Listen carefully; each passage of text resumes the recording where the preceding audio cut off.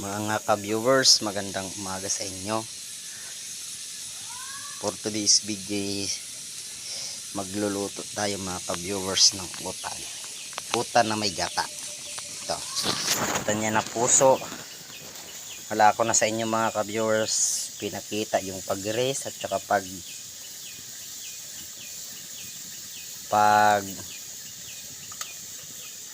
karod mga ka-viewers sa coconut. Tingnan nyo, puso yan, yung sa saging na saba yan tingnan nyo naman, sarap yan mga ka-viewers. Kaya naman magluto na kayo ng ganito, maraming sabaw yan na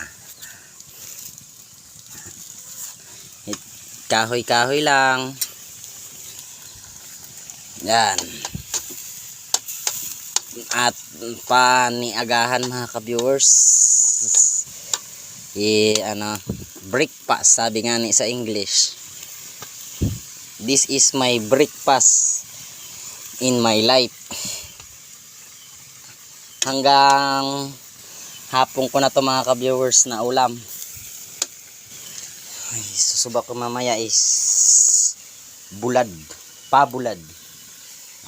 Kunin natin yung bulad. Ayan bulad. Ito na. Ito na ang isasahog natin. Tayong ito lang. Ito na lang mga ka-viewers yung ating isasahog. Itong bulad ng ito. Sarap yan pag naluto ng mga ka-viewers. Yan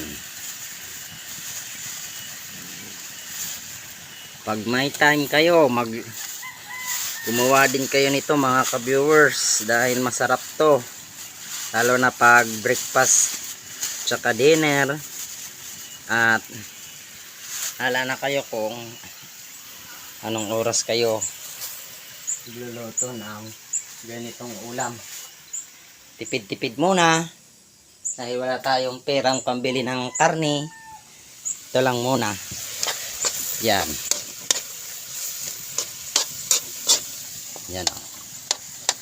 nyo naman, masarap yan mga ka-viewers.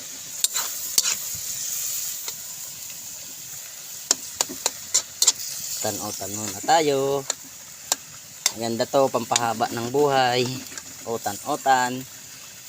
Yan lang mga ka-viewers. Maraming salamat. Like and follow. Thank you mga ka-viewers. Bye bye.